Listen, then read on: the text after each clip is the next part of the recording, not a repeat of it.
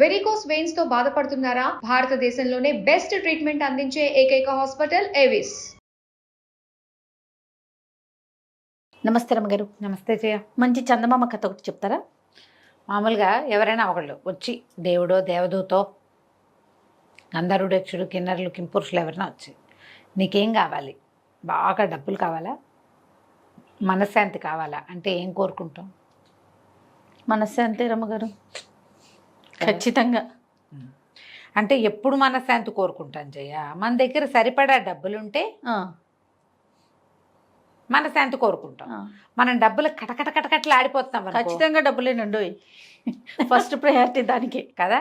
మన దగ్గర డబ్బో దశకమో ఏదో మన లివింగ్ బాగున్నప్పుడు నెక్స్ట్ స్టెప్కి వెళ్తాం. మనశ్శాంతి కావాలనుకుంటాం. మనకు డబ్బులు లేకపోయినా పర్వాలా, మనశ్శాంతి కావాలని ఎప్పుడు అనిపిస్తుంది? డబ్బులు ఉన్నా కనిపించేది అది. అదే నెక్స్ట్ స్టెప్ అయితే మనశ్శాంతి. దీని మీద ఒక కథ చెప్తాం. ఓకే, ఇంకా నన్ను అడుగుతున్నారు అనుకున్నాను రమ్మగారు. మీరేం కోరుకుంటారు చెప్పండి? నేనైనా మనశ్శాంతి కోరుకుంటాను ఇప్పుడు. అంతే, రైట్. పూర్వం అంట ఒక పల్లెటూరులో ఇద్దరు అన్నదమ్ములు ఉండేవాళ్ళు.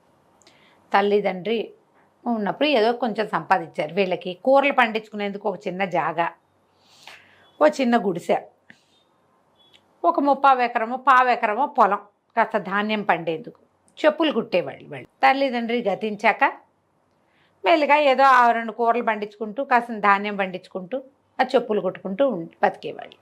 రూపాయి ఎక్కడి నుంచి వస్తుంది? చెప్పుల మీద వచ్చేది. అయితే ఏమైంది, క్రమంగా వీళ్ళున్న ఊళ్ళోకి ఒక బ్రహ్మాండ నాయకుడు చెప్పులు చకచకా కుట్టేసేవాడు ఒకడు వచ్చాడు. వచ్చి వాడు దుకాణం పెట్టేసరికి జనం అంతా కొత్త చెప్పులు దుకాణం పెడితే అంతా అటే పోతారు. వీళ్ళ దగ్గరికి జనం తగ్గిపోయారు, చాలా పేదగా అయిపోయారు వీళ్ళు. ఆ కాయా కసురు వాటితోటే బతకాలంటే చెయ్యి ఆడట్లేదు. ఎటగో నానా బాధ పడేవాళ్ళు. అట్ట గడిచి వీళ్ళకి శీతాకాలం వచ్చింది. ఊళ్ళో అందరూ మంటలు వేసుకునేవాళ్ళు. భోగి మంటలు అంటే మంటలు వేసుకుని కూర్చుంటారుగా. వీళ్ళకి మంటలకు కూడా చెట్లు లేవు. ఏదైనా ఉండాలిగా 2 ఇవేమైనా పుల్లలో ఏవో. అయితే తమ్ముడు అన్నాడు, అన్నయ్య ఇటు మన ఇంటిపై ఉన్న మైదానంలో చెట్లన్నీ కొట్టేశారు. కాకపోతే చెట్లు కొట్టేస్తే చెట్టు కింద పెద్ద వేరు ఉంటుంది కదా, ఆ వేరు భాగం ఉండిపోయింది, అది ఎండిపోయింది. ఆ వేరు పీక్కొచ్చి అది అంటించుకుందాము, చలికండా ఉంటుంది ఆ మొద్దు అన్నాడు. పెద్ద చెట్లకి వేళ్ల భాగాలు కూడా ఇంత లావున ఉంటాయి కదా. సరే వీళ్ళిద్దరు ఏం చేశారు, ఆ మైదానం మీదకు పోయి ఆ వేరు ఇట కొసలు తేలి ఉన్నటువంటి వేరు భాగాన్ని బాగా తవ్వి దాన్ని ఈడ్చుకొచ్చారు. నెలంతా డ్రైగా ఉంది చలికి. ఈడ్చుకొచ్చారు. ఈడ్చుకొచ్చి వీళ్ళు పొయ్యిలో కుంపట్లో వేసిన నిప్పు తెచ్చి ఇది వెలిగించారు. వెలిగిస్తే మెల్లిగా అది కాలటం మొదలుపెట్టింది. ఆ వేళ్ల భాగాలు సన్నగా ఉన్న భాగాలు ముందు కాలుతాయి కదా, అన్నీ కాలి ముద్ద అంటుకునేసారు కల్లా. ఏమైంది, దానికి ఒక తొర్ర ఉంది ఆ వేరుకి ఓ పక్కన. ఆ తొర్ర భాగం ఓ పక్కకుండి మెత్తగా ఉన్న భాగాన్ని వెలిగించారు వీళ్ళు. ఆ తొర్రలోంచి ఒక కోయిల బయటకు వచ్చి కుహు కుహు అని అరిచింది. అరిచేసరికి తెల్లబేరు, ఏమిటిది ఇక్కడ ఆ వేరులో ఉంది పడుకున్నది. ఆ వేరు ఇట్లా పై భాగంలో ఉంది, వీళ్ళు కింద నుంచి తవ్వారు. అడుగున డ్రైగా ఉన్న మెత్తటి సన్నవేళ్ల భాగాలు అంటించారు. త్వరలోంచి బయటకు వచ్చాక అటు ఇటు చూసి, ఏమిటిది, ఏం కాలం బాబు అని అడిగింది. అడిగేసరికల్లా కోయిలతో ఈ అన్నదమ్ములు ఏం చెప్పారు, ఇది కార్తీక మాసం. దేని ఋతువు అని అడిగితే కార్తీక మాసం అనేసరికల్లా, అయ్యో అలాగా, వేడిగా ఉండేసరికి ఎండాకాలం వచ్చేసిందని కూసాను. మీరు మంట పెట్టారు కాబట్టి వేడి వచ్చినట్టు, వేడెక్కింది కదా దిమ్మ.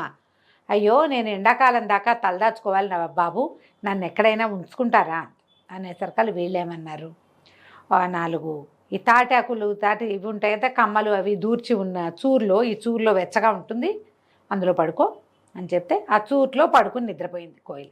అది ఈ కార్తీకం నుంచి మళ్ళా చైత్రమాసం వచ్చేదాకా అక్కడే పడుకుంది.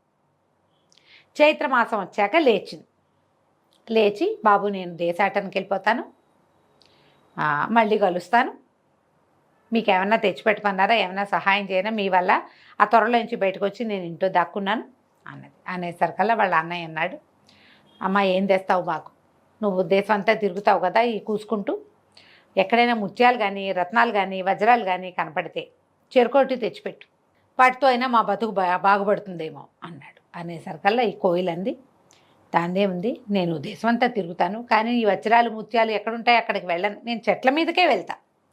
కాకపోతే నేను వెళ్ళే చెట్లలో 2 విచిత్రమైన చెట్లు ఉన్నాయి.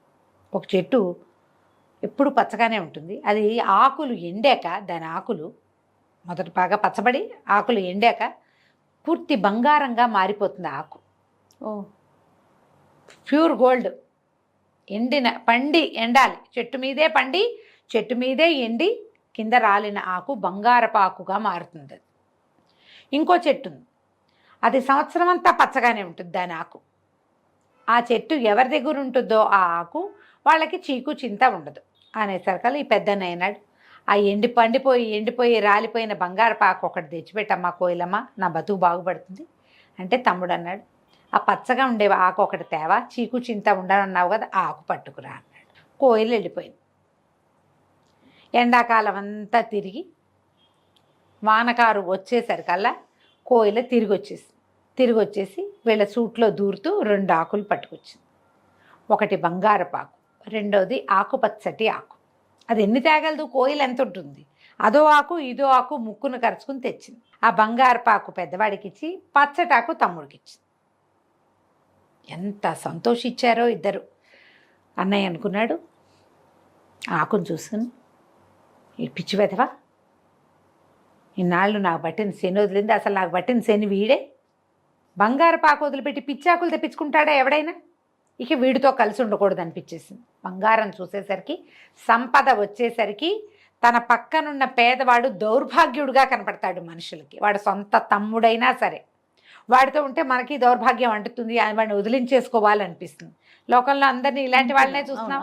తమ్ముడిని పైకి తీసుకొద్దాం, ఈ బంగారపాకు తమ్ముడికి ఇద్దాం అనిపిస్తుందా ఏ అన్నకైనా. అతను విడిగా వెళ్ళిపోయాడు. ఆ బంగారపాకు వచ్చిన వేళ విశేషం వీడి దగ్గర చేరిందని తెలియంగానే అతను ఎప్పటి నుంచో ఒక అవతలింటి అమ్మాయిని ఇష్టపడుతున్నాడు. ఆ పిల్ల పెళ్లి ఒప్పుకోవాలి, వీళ్ళ దగ్గర లేవని. ఆ అమ్మాయి కాస్త నేను పెళ్లి చేసుకుంటానండి. చెప్పుల షాప్ ఒకటి పెట్టాడు చూడు, వాడు వీడికి పార్ట్నర్షిప్ ఇచ్చాడు, వీడి దగ్గర బంగారం చేరింది కాబట్టి. అన్నయ్య కూడా వెళ్ళిపోయేసరికల్లా ఈ తమ్ముడి పని ఇంకా అధ్వాన్నం అయిపోయింది. ఇంకా అధ్వాన్నం. వాడు మైదానం మీద దుంపలు తవ్వుకుంటూ పువ్వులు అవి కోసుకుని తింటూ అలాగే ఉండేవాడు. కానీ హాయిగా ఉండేవాడు, చీకు చింత లేదు. తనకేమీ లేవు, అన్నయ్య వెళ్ళిపోయాడన్న బెంగ కూడా లేదు వాడికి, ఏ బెంగ లేదు. ప్రాణం హాయిగా ఉండేది. ఆ మైదానంలో పడి తిరుగుతూ ఆకలేసినప్పుడు ఏ కాయో ఏ కసరో కోసుకుని తింటూ ఆ తిన్నదానికి సంతోషిస్తూ నదీ తీరంలో తిరుగుతూ ఉండేవాడు. అయితే ఏమైందట, ఆ కాలంలో అక్కడున్న ఒక జాగీర్దార్ గారు, ఆయనకి ఏదో సమస్య వచ్చింది. ఆ జాగీర్లో కొంతమంది తిరుగుబాటు చేశారు. వాళ్ళ తమ్ముడు ఆస్తి పంచుకుపోయాడు. ఆయన ఎప్పుడు దుమదుమలాడుతూ రొసరొసలాడుతూ చేతికంతిని విసిరి కొడుతూ ఎవరైనా ఏదైనా అడిగితే వాళ్ళ మొహం పగల కొడుతూ ఎంత దుమదుమలాడుతూ ఉండేవాడు. అయితే ఒకనాడు ఆయన ఈ మైదానం మీద వ్యాహ్యాలకి వెళ్ళి ఆ నదిగా ఒడ్డున కూర్చునున్న తమ్ముడితోటి కాసేపు మాట్లాడాడు. ఆ తమ్ముడు ఈయన కులాసగా కబుర్లు చెప్పుకున్నారు. ఇంటికి వచ్చిన జాగీర్దార్ గారు వస్తున్న దారిలో సైనికులందరినీ నవ్వుతూ మాట్లాడిచ్చాడు, అందరినీ పలకరించాడు, కడుపు నిండా అన్నం తిన్నాడు. ఒక్క మాట మాట్లాడలా, ఎవరిని ఏమనలా. ఇదేంటి ఈయన ఇలా దేవుళ్ళ అయిపోయాడు? ఆశ్చర్యపోయారు. ఏమిటి అని ప్రశ్నించారు. ఆ కష్టాలు అందరికీ ఉంటాయి, ఏం చేస్తాము, అవే పోతాయి, మన పని మనం చేసుకుంటే బాగుంటుంది, ఎందుకు వచ్చింది ఈ తగాదాలు ఇవన్నీను అనేసరికి ఆశ్చర్యపోయారు. ఎలా ఈయనలో ఈ మార్పు వచ్చింది? అప్పుడు వాళ్ళలో ఒకళ్ళిద్దరు ఏం చెప్పారంటే, ఆ ఏ రోజు సాయంత్రం ఇక్కడ అందరినీ అరిచి చేతిలో వస్తువులన్నీ విసిరుకొట్టి కత్తిపుచ్చుకుని గుర్రం ఎక్కి వెళ్ళిపోయిన జాగీర్దార్ గారు సాయంకాలం వచ్చేటప్పుడు ఈ అన్నదమ్ముల్లో చెప్పులు కుట్టే వాళ్ళల్లో ఉన్న రెండో వాడితోటి చాలాసేపు నది ఒడ్డును కూర్చొని మాట్లాడాడు. వాడి దగ్గర నుంచి తిరిగి వచ్చాక ఈయన ఇలా దేవుళ్ళ అయిపోయాడు. అందరూ ఆశ్చర్యపోయారు. ఇక అక్కడి నుంచి చూడు మొదలుపెట్టి అధికారులు వాళ్ళు వీళ్ళు అందరూ వచ్చి ఈ చిన్నవాడితో మాట్లాడేవారు. మాట్లాడంగానే వాళ్ళకు సంతోషం వచ్చేది, హాయిగా ఉండేది. ప్రతి వాళ్ళు వచ్చిన వాళ్ళు ఏదో ఒకటి పట్టుకొచ్చి ఇచ్చేవాళ్ళు. జాగీర్దార్ గారు ఎప్పటికప్పుడు వచ్చి కాసేపు కబుర్లు చెప్పేవాడు. ఓ ఉత్తరీయం తెచ్చేవాడు, ఓ చొక్కా తెచ్చేవాడు, ఓ ఏవి తెచ్చేవాడు, భోజనాలు తెప్పించేవాడు. మెల్లిగా చిన్నవాడి పని బాగుపడింది. అతనికి ఎవరో ఒకళ్ళది ఏదో ఒక రాజోద్యోగిలాగా ఉండేవాడు. అతను అన్నీ వచ్చేస్తాయి, ఏ అధికారం వస్తే ఆ అధికారానికి సంబంధించిన వస్తువులన్నీ ఇతని దగ్గరకు వచ్చేసేవి. హాయిగా కులాసాగా జామని ఉండేవాడు. మామూలుగా లేదు వాడి పని. అతను వేసుకునే బట్టలు, వేసుకునే చెప్పులు, ఏ ఏ డిపార్ట్మెంట్ వాళ్ళు వస్తే ఆ వస్తువులు ఇచ్చేసి, అతను కూడా ఒక రాజోద్యోగులాగా కనపడేవాళ్ళు. వీళ్ళంతా చాలా స్థిమితంగా హాయిగా ఉన్నారు. క్రమంగా ఈ జాగీర్దార్ గారి బావమరిది రాజుగారి దగ్గర వజీర్గా ఉన్నాడు. ఆయనకి తెలిసింది వజీర్ రాజుగారికి సుల్తాన్ గారు చాలా పెద్ద సమస్యలో ఉన్నాడు. పెద్దరాజు గారు అసలు మామూలుగా లేదు, తిరుగుబాటు జరుగుతోంది వాళ్ళ దగ్గర. ఎప్పుడు కొట్టుకు చచ్చిపోతున్నారు, నిరంతరము కొట్లాటలే. సభ తీర్చారంటే సగం మంది కత్తులు కటార్లు పుచ్చుకునేవాళ్ళు. ఏం చేయాలో తెలియదు. సరే, ఆయన ఏమనుకున్నాడు, ఈ చెప్పులు కుట్టే అతన్ని పిలవాలనుకున్నాడు. కబురు చేశాడు, ఈ అబ్బాయి ఇచ్చాడు. ఈ లోపల 4 సంవత్సరాలు గడిచింది. కోయిల 4 సార్లు ఆకులు తెచ్చిపెట్టింది ఇతనికి. బంగారపాకులు అన్నయ్యకి వెళ్తున్నాయి, అన్నయ్య సంపద పెరిగింది. ఈ చీకు చింత లేని వాడికి పచ్చటాకులు చేరుతున్నాయి. ఇతను ఏం చేశాడు, ఈ తమ్ముడు తన దగ్గర ఉన్న పాత కంబళిలో ఈ ఆకుల్ని 4 ఆకుల్ని పచ్చటాకుల్ని పెట్టి అటు ఇటు కుట్టేసి దాన్ని భుజాన వేసుకుని తిరిగేవాడు. అతను ఎక్కడికి వెళ్తే అక్కడ హాయిగా ఉండేది. ఎవరికి కొట్లాట్లు ఉండేవి కాదు, ఎవరు తిరగబడేవాళ్ళు కాదు. మంచి మాట చెప్తే వినేవాళ్ళు, కలిసి భోజనం చేసేవాళ్ళు, సాయిదా ఫాయిదాగా పోయేవాళ్ళు అందరూ. అక్కడి నుంచి రాజోద్యోగి ఇతను రాజుగారి దగ్గరికి చేరాడు. ఇతను ఆస్థానంలోకి వెళ్ళంగానే అంతా గొడవ సద్దుమణిపోయేది. ఒక్కొక్కళ్ళు అడిగేవాళ్ళు, ఇంత మంచి బట్టలు వేసుకున్నారు, చక్కటి చెప్పులు, మంచి నగలు, ఆ కంబళి ఏమిటండి అంటే, ఉన్నియండి, ఈ కంబళి నా పాత జీవితాన్ని నాకు గుర్తు చేస్తుంది, నేను ఎక్కడి నుంచి వచ్చానో నాకు జ్ఞాపకం చేస్తుంది, ఈ కంబళి నా భుజం మీద ఉండటమే మంచిది అలాగని చెప్పేవాడు. రాజుగారి దగ్గర బ్రహ్మాండమైన ఇల్లు ఇచ్చారు ఇతనికి. పూర్తిగా చిన్న రాజుగారిలాగా నడుస్తోంది తమ్ముడి కథ. ఒకనాడు ఏమైందట, ఈ తమ్ముడికి ఇంత ప్రభ వచ్చేసిందని అన్నయ్యకి తెలిసింది. బంగారం చేరిన ఎవరి దగ్గర ఆస్తులు చేరతాయో వాడికి గ్రీడ్ పెరుగుతుంది. ఈర్ష్య, అసూయ. మనకే ఉండాలి, వాడికి ఉండకూడదు, మనమే ఇంకా గ్రాండ్గా ఉండాలి అలా అనిపిస్తుంది. భార్యతోటి ఏం చెప్పాడంటే, మా ఏదో 4 పిచ్చాకులు సంపాదించిన వాడికే ఇంత పేరు వస్తే నాకెంత రావాలి, బంగారాకులు సంపాదించిన వాడికి. నేను రాజుగారి దగ్గరికి వెళ్ళి ఇంకా గొప్ప పేరు సంపాదించుకుంటా, పద వెళ్దాం మనం అని భార్యను పుచ్చుకుని బయలుదేరాడు. వీళ్ళు బోల్డని సామాన్లు గీమాన్లు అన్నీ తెచ్చుకున్నారు. ఒక దారి వెంబడికి వెళ్తున్నారు. వాళ్ళు ఎక్కడికో మాయం వెళ్ళిపోయారు కదా. తమ్ముడికేమో రాజుగారి ఆస్థానం నుంచి గుర్రాలు అవి వచ్చినాయి. అన్నయ్యకి ఏం రాలే, తనే సొంత కత్తు మీద, సొంత పూచి కత్తు మీద బయలుదేరాడు. ముందుకెళ్ళే కొంతకి తీసుకెళ్ళిన ఆహారం అయిపోయింది. కటకట్లాడుతున్నారు తిండికి. ఏ పూట కాపూట వెతుకులాటగా ఉంది, డబ్బులున్నాయి. అయితే ఏమైంది, ఒక అడవిలో ఒక చోట విశ్రమించారు వీళ్ళు. విశ్రమిస్తే వీళ్ళకి ఒక ఆవిడ, ఒక చక్కటి ఆవిడ బుట్టతోటి ఆహారం తెస్తూ కనపడింది. ఎవరు ఏమిటి అని పలకరించారు. నేను రాజుగారి దగ్గరికి వెళ్తున్నాను బాబు, ఏవో కొన్ని ఆహార పదార్థాలు తీసుకెళ్తున్నాను, మీరు కూడా ఏమన్నా రుచి చూస్తారేమిటి అని పెట్టి తిన్నారు. అక్కడి నుంచి వేడి వేడి పాయసం ఉంది, ఈ పాయసం పుచ్చుకోండి, ఆహారం పూర్తవుతుందని ఈ రొట్టెలు కూర అన్నము కాకుండా చెరుకో కప్పు పాయసం పోసిచ్చింది. పాయసం తాగి ఇద్దరు ఒళ్ళు తెలియకుండా పడుకునేశారు భార్యాభర్త. అందులో మొత్తం మందు కలిపింది. ఈవిడేం చేసింది, ఫుల్గా లూటీ చేసేసింది వీళ్ళని. వీళ్ళ దగ్గర వస్తువులు ఉన్నాయి ఈవిడ, ఎందుకంటే డబ్బు కలిగి ఉన్నాడు అతను. చెప్పులతో సహా లాగేసింది, అన్నీ బుట్టలో సర్దేసింది. ఏ బుట్టలో ఆహారం తెచ్చిందో అందులో వీళ్ళ వస్తువులన్నీ సర్దేసింది. ఇంతలో ఏమైంది, ఆవిడ కొడుకు వచ్చాడు, ఒక 10-12 ఏళ్ళ వాడు. వాడిని అడిగింది, ఏరా ఊళ్ళో ఏం దొరికిందిరా అబ్బాయి నీకు, ఇక్కడ వీళ్ళు దొరికారు, వీళ్ళని లూటీ చేసేసాను, ఏం దొరికిందంటే, అమ్మాయి ఏం దొరకలేదే, ఈ రాజుగారి భవనం పక్క నుంచి వెళ్తుంటే ఎవరో కిటికీలో నుంచి ఒక కంబళి బారేశారు, సరే కంబళి వెచ్చగా ఉంటుంది కదా అని అది పుచ్చుకొచ్చానే అన్నాడు.